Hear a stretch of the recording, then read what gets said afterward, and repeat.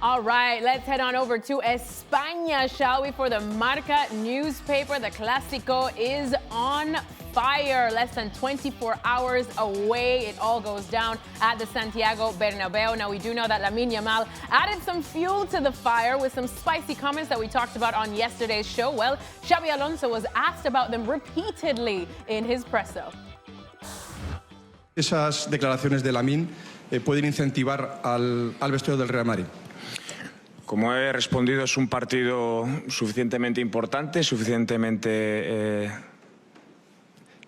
tiene muchos ingredientes para nosotros, para poder jugar bien, para poder disfrutarlo, y eso es lo que más nos ilusiona y el mayor aliciente para mañana. ¿Te parecen irrespetuosas u ofensivas esas declaraciones?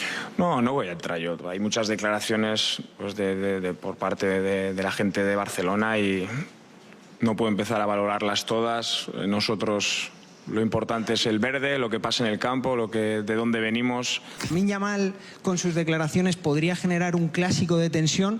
No, lo que yo tengo en la cabeza es que va a ser un partido muy intenso, va a ser un partido muy disputado. Sabemos que puede haber momentos para todo, tenemos que estar preparados, competir al máximo nivel, que los jugadores tengan esa energía, esa adrenalina necesaria para jugar un partido top. All right, let's welcome in our very dapper crew over in Madrid, Sid Lowe, Luis Garcia, and Ian Darke. Sid, let me start with you because Ale always attacks us and says that we live for the drama, we over-sensationalize things, which is what we were hoping for when Lamine Yamal made these comments. But Xabi wasn't biting, was he? I mean, what makes Ali think that we like the drama when someone decides to ask Xabi Alonso about this and he doesn't bite on it? So tell you what, I'll ask again. Doesn't bite. You know what? I'll try again. Doesn't bite. You know what? He doesn't bite. I'll try again. Doesn't bite. I'll try again. Doesn't bite. It's like, give up. It's not going to happen. He's not going to be drawn into it. And do you know what? That little remark in which Xabi Alonso says, there's enough being said from Barcelona, I don't need to get into this. That will be the thing that everyone picks up on now. I mean, I get the feeling, do you know what? I get the feeling that here we are laughing about it. I reckon Lamine Yamal is at home laughing about this too. I don't think he's remotely bothered about this. Do you, Ian?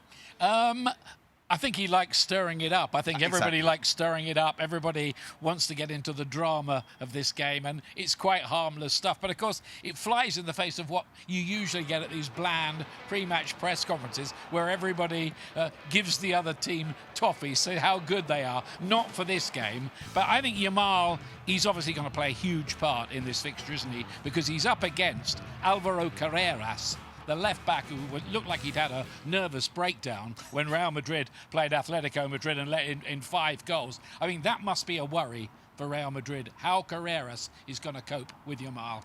Should we look at the other side, Luis, the other side of the pitch? How important do you think it is for Barcelona, the fact that Raphinha's missing?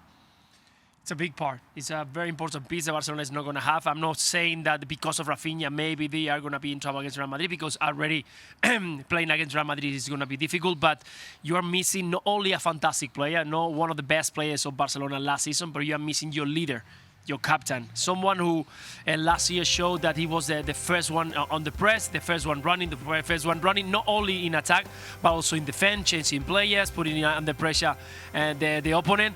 And right now, Barcelona doesn't have that many. At the back, we are missing a very important piece. We've been talking a lot about Nicol Martinez, how important he was in the middle of the defense and leading that lineup from back to going forward. Well, Raphinha was the player up front doing that. He was the first one leading the team, and the first one that, for the youngster, is always the mentor. He's always the one who they can rely on. And Barcelona against Real Madrid in this kind of moment and in this situation is going to miss a lot, this player. Ali, is that enough drama for you? It was dramatic when Luis almost lost his voice there. That was dramatic. It's because he's up working late. You know, He's Luis is one shouting of to our the hardest TV. workers. Look, as it pertains to Xabi Alonso, he gave a clinic on how to answer the question however he wants to answer it. The media, you and Sid and Ian, you can all ask whatever questions you want to ask, But as the person who's actually there in front of the microphone, you answer it however you want to answer it. You are the one that can add fuel to the fire, that can light this thing up, or you can just say, you're asking me about Lamine Yamal, I'll tell you how cute my outfit is. And look, I don't have to entertain the question, I don't have to answer the question, and I don't have to entertain Lamine Yamal nor anybody else for that matter. My priority is my team and for my team to be ready to play. And they better be ready to play because in the last big game that they had against Atletico Madrid, Xabi Alonso's team was not ready to play. All right, well, Ale, most like many footballers, may not like speaking to us in the media, but Sid Lowe always loves to get the big names, and Sid's been speaking recently with Ivan Rakitic. Let's hear what he has to say. When your friends back home say to you, what's the Clasico like, what do you tell them? It's amazing because there are many questions, and just for me to be part of this amazing game, because everybody, we are just waiting for this game. Now, when I'm outside, I have to enjoy this game, the game from another part, and it's just amazing what everything happened around, and even now, in 2025, much more than maybe some years ago, you know, and yeah, I think. It's what everybody wants to know, you know, how it is, how you prepare, what you are doing, how you feel, how you to score, and these are amazing moments, and I think this is something for the whole life. Did you ask that question as well? When you turn up at Barcelona, do you ask people at the club, and what do they say to you? What do they explain to you about not so much the game itself, but the meaning of the game? Of course, I think I was also lucky that I had in my time guys that already had more than 20 Clásicos, and yeah, maybe to listen to them it was to say, we go, we play, and then let's go home, you know. But really to understand, you have to be inside, you know. You have to travel, you have to get in the plane from Barcelona to Madrid, and you really arrive here, when you can really feel the fans, and this good pressure, nice pressure, no? This is, I think, when you really understand something crazy happened here. Why weren't you scared of the Bernabeu? Most teams go to the Bernabeu and frightened. That Barcelona team has had a generation of going to the Bernabeu and producing its best performances.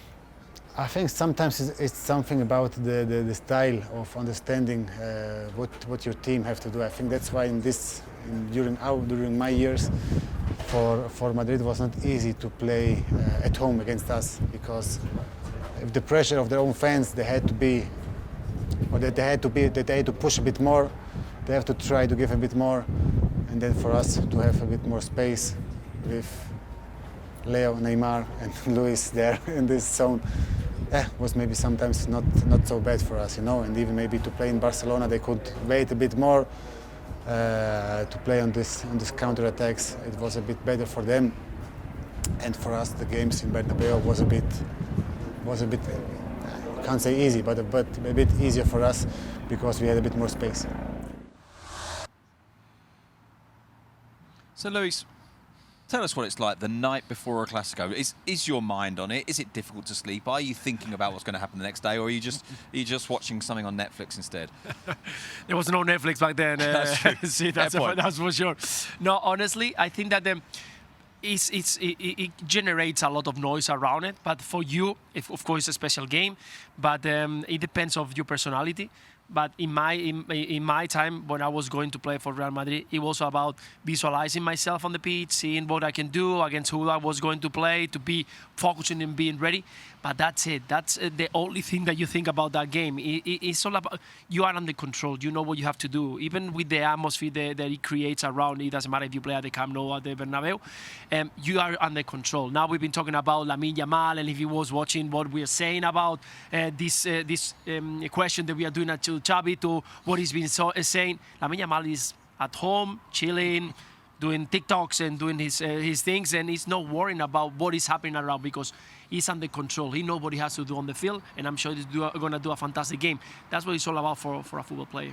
So Luis doesn't get nervous, but do you? A little bit.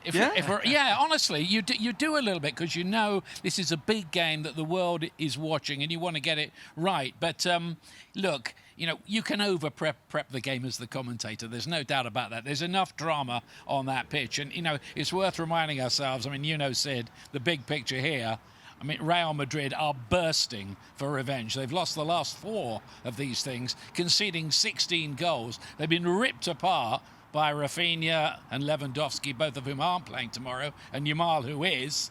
And Marcus Rashford, add him to the mix. So there's going to be any number of subplots here tomorrow and lots to talk about. Right, you've just added everything to the mix. Me and Luis have already been through this, so we don't have to do it. You do. Right. What's the prediction? What's the score going to be? Well, the 4 games last season produced 23 goals. I mean, I make that nearly 6 a game on average. I could see something similar happen because I really don't think either of these 2 teams, as dangerous as they are great defensively. So I could see something like 3-3. There you go, Alexis. 3-3 for you. Make sure you're watching. All right, guys. Well, I was going to say thank you and let you get to bed, but I know you guys better than that. Where are you going tonight? Where's Luis taking you? To bed. We are going to bed. It's a long With day Luis. tomorrow. Like Lamine Yamal, fast asleep. Yeah. I think I know Lamine Yamal, and he's never let a match the day after stop him from having a little bit of fun. Right? I don't know. Why are you looking at me? I like you as well. I don't Why don't you ask Xabi Alonso? I'm sure he'll give you an answer. Yes. Well, Xabi has the answer. Xabi indeed has the answer.